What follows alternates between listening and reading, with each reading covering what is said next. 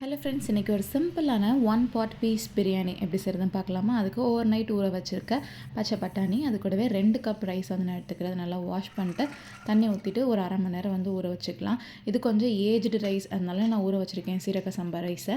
இல்லைனா அப்படியே கூட வாஷ் பண்ணிட்டு ஆட் பண்ணிக்கலாம். இதுக்கு ஒரு 3 வெங்காயம் ஸ்லைஸ் பண்ணிவிட்டு 3 பச்சை மிளகாய் ஸ்லைஸ் பண்ணிட்டு 2 தக்காளியை சாப் பண்ணி எடுத்து வச்சுக்கிறேன். இப்போ ஒரு குக்கரில் எண்ணெய் நெய் சேர்த்துட்டு ஒரு டீஸ்பூன் சோம்பு, ஹோல் ஸ்பைசஸ் அண்ட் வெங்காயம், பச்சை மிளகாய் எல்லாத்தையும் சேர்த்து நல்லா இந்த அளவுக்கு கலர் சேஞ்ச் ஆனதுக்கப்புறமா 2 டேபிள் ஸ்பூன் இஞ்சி பூண்டு பேஸ்ட், ஒரு கைப்பிடி அளவுக்கு புதினா சேர்த்துட்டு 2 கட் பண்ணி வச்சுருக்க தக்காளி சேர்த்து நல்லா உப்பு சேர்த்துட்டு நல்லா வதங்கட்டும். ஆல்ரெடி என்கிட்ட இந்த கப்ஸா ரைஸோட அந்த பிரியாணி பவுடர் இருந்துச்சு, அதனால் அது ஒரு டேபிள் ஸ்பூன் ஆட் பண்ணிக்கிறேன். இல்லைனா நார்மல் சில்லி பவுடர் மட்டும் ஆட் பண்ணிக்கலாம். கூடவே ஒரு டேபிள் ஸ்பூன் மல்லித்தூளும் ஆட் பண்ணிட்டு வேக வச்சுருக்க பட்டாணி, உப்பு காரெல்லாம் செக் பண்ணிட்டு கொஞ்சம் சில்லி பவுடர் பத்தாத மாதிரி இருந்துச்சு, அதனால் ப்ளைன் சில்லி பவுடர் கொஞ்சம் ஆட் பண்ணிட்டு 2 கப் ரைஸ்க்கு 4 கப் தண்ணி சேர்த்துருக்கேன். அது நல்லா கொதி வந்ததுக்கப்புறமா ரைஸ் சேர்த்துட்டு லிட் கவர் பண்ணி ஹை ஃப்ளேமில் ஒரு விசிலும் சிம்மில் ஒரு விசிலும் வச்சு எடுத்துடலாம். இப்போது சைட் டிஷ்க்கு எக் ரோஸ்ட் தான் பண்ணிகிட்ருக்கேன்.